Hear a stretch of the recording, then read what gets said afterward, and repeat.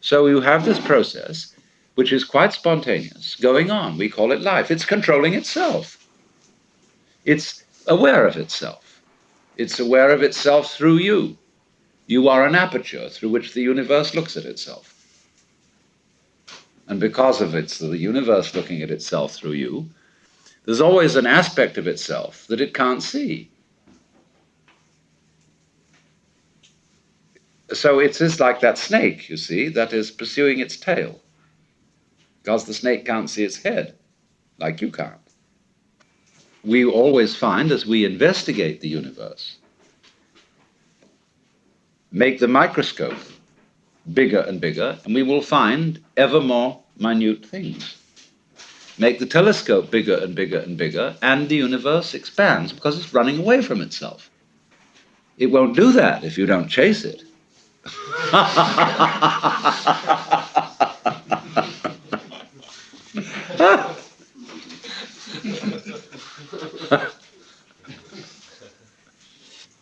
So, it's a game of hide and seek.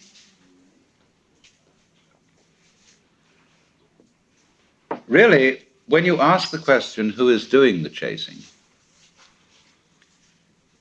you are still working under the assumption that every verb has to have a subject. That when there is an action, there has to be a doer. Well, that's what I will call a grammatical convention, leading to what Whitehead called the fallacy of misplaced concreteness. Like the famous "it" in "It Is Raining." So when you say, there cannot be knowing without a knower, this is merely saying no more than there can't be a verb without a subject. And that's a grammatical rule and not a law of nature. Anything you can think of as a thing, as a noun, can be described by a verb. And there are languages which do that. It sounds awkward in English, but face it. When you look for doers as distinct from deeds, you can't find them. Just as when you look for stuff underlying the patterns of nature, you can't find any stuff. You just find more and more patterns. There never was any stuff. It's a ghost. What we call stuff is simply patterns seen out of focus. And it's fuzzy. So we call it stuff. You know, it's like K-pop. So, we have these words: energy, matter, being, reality, even Tao. And we can never find them. They always elude us entirely. Although we do have the very strong intuition that all this that we see is connected or related. So we speak of a universe, although that word really means one turn. It's your turn now. Or like you make one turn to look at yourself, but you can't make two turns and see what's looking. So it's very simple, therefore. You only have to understand that you can't do anything about it. And as they say in Zen, you cannot take hold of it, but you can't get rid of it. And in not being able to get it, you get it. So all these trials that gurus put their students through have as their ultimate object convincing you that you can't do anything. Only it's convincing you very thoroughly. It's convincing you in more than a theoretical way. Now, perhaps I shouldn't tell you that. But you see, I'm not a guru, in that I don't give individual spiritual direction to people. and I give away the guru's tricks.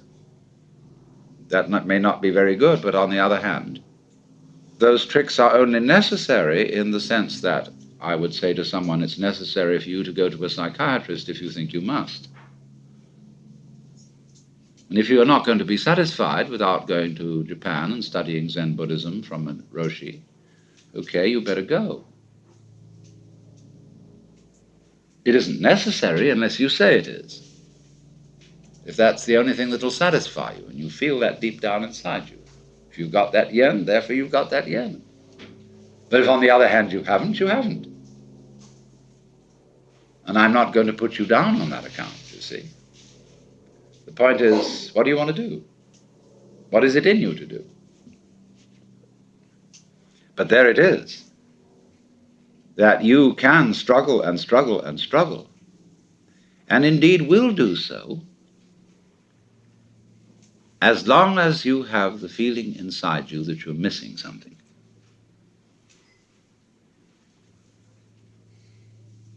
And people, your friends, all sorts of people will do their utmost to persuade you that you're missing something. Because they're missing something, and they think they're getting it through a certain way.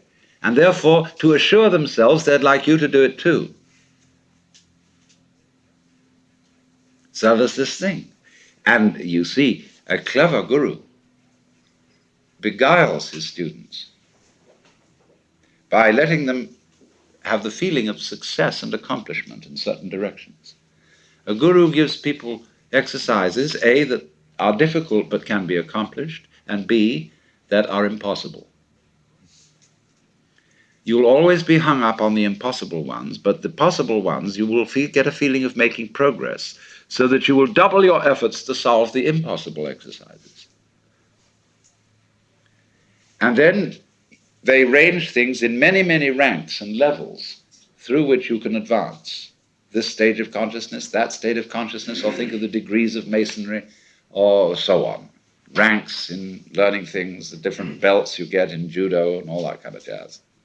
You can do that. And it gives people this sense of competing with themselves or even with others, because of the feeling inside that there is just something I'm missing. And of course, if you are learning any sort of skill and you haven't perfected the skill, there is indeed something you're missing. But in this thing that we're talking about, that isn't true. Because you, as the Buddhists say, are Buddhas from the very beginning. And all that searching is like looking for your own head, which you can't see and therefore might conceivably imagine that you're lost. So that indeed is the point, that we don't see what looks, and therefore we think we've lost it. And so we're in search of the self, the Atman. Well, that's the one thing we can't find, because we have it. We are it. But we confuse it with all these images.